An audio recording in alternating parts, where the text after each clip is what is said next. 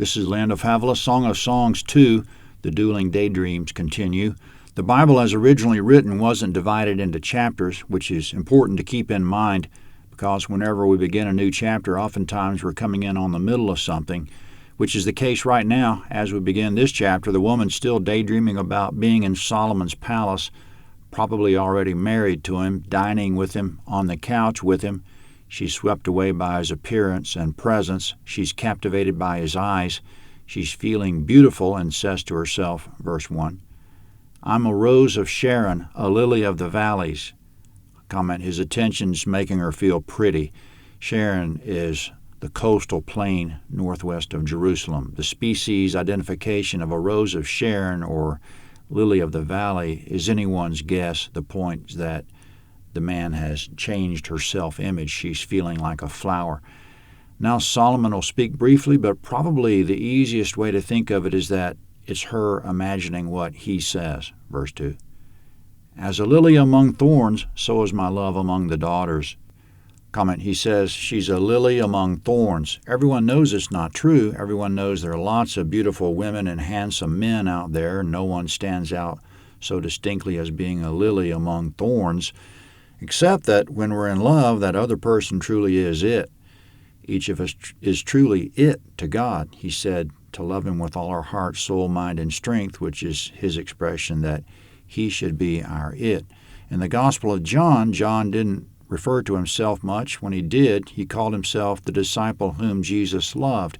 He acknowledged Jesus loved all the disciples, John 13:1, but at the same time he knew Jesus loved him personally and uniquely. Now the woman's thoughts continue, verse 3. As the apple tree among the trees of the wood, so is my beloved among the sons. I sat down under his shadow with great delight. His fruit was sweet to my taste. Comment, she's aware the forest is full of trees, but he's the only apple tree. They're unique to each other. Now back to her dreams, verse 4. He brought me to the banquet hall. His banner over me is love. Strengthen me with raisins. Refresh me with apples, for I'm faint with love. His left hand is under my head. His right hand embraces me. I adjure you, daughters of Jerusalem, by the roes or by the hinds of the field, that you not stir up nor awaken love until it so desires. Comment in verses 4 to 7 we just read, he's in complete love with her, has already taken her in. He's made her knees weak. She's faint with love herself. He lowered her to the horizontal position. Then abruptly in verse 7 she says to the daughters of Jerusalem, don't awaken love or stir it up until it so desires. So she snapped out of it. She's putting her practical head on that she shouldn't push the issue. She shouldn't make any advances, and she shouldn't let her feelings be made known. She shouldn't send out any messages to him personally or through her peers, the daughters of Jerusalem. That wouldn't look good. If love happens, let it be his idea. She'll be patient and restrain herself until if and when love stirs him up. Steady, girl. In the next passage, she slips back into her dreaming and imagines he comes to her house. Verse 8. The voice of my beloved, behold, he comes, leaping on the mountains, skipping on the hills. My beloved is like a roe or a young deer. Behold, he stands behind our wall. He looks in at the windows. He glances through the lattice. My beloved spoke and said to me, Rise up, my love, my beautiful one, and come away. For behold, the winter is past, the rain is over and gone. The flowers appear on the earth. The time of the singing has come, and the voice of the turtle dove is heard in our land. The fig tree ripens her green figs. The vines are in blossom. They give out their fragrance. Arise, my love, my beautiful one, and come away. My dove in the clefts of the rock, in the hiding places of the mountainside, let me see your face, let me hear your voice, for your voice is sweet and your face is lovely.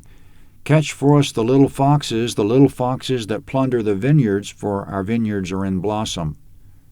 Comment in verses 8 to 15, her beloved is coming, leaping on the mountains, skipping on the hills like a roe or young deer.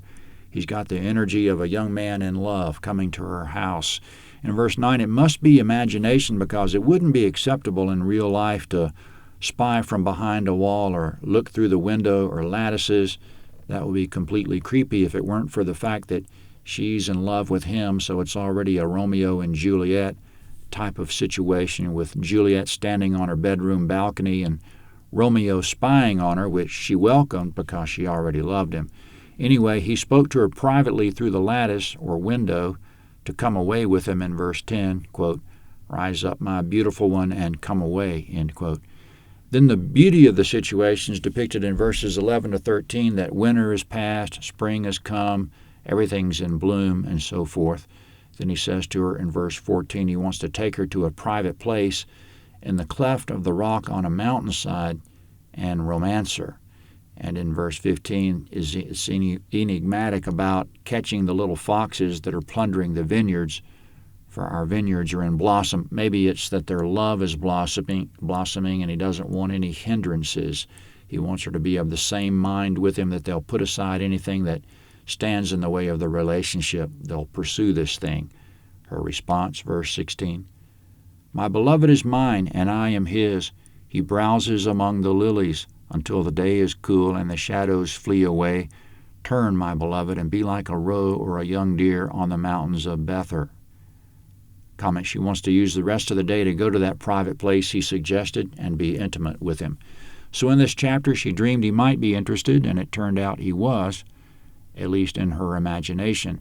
As to whether God is interested in us, he's already come, expressed his love, and said he stands at the door and knocks, Revelation 3:20.